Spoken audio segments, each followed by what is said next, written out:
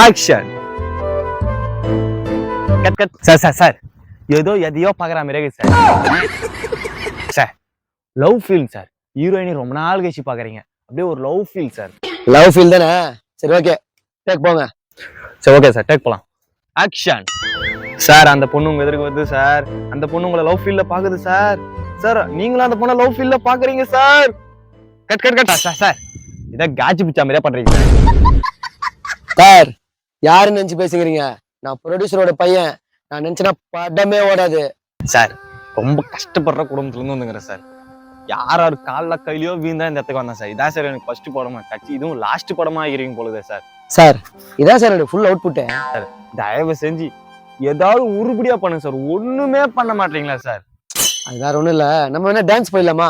Sir dance போயிடலாமா sir? Okay sir. Okay, camera rolling, action sir.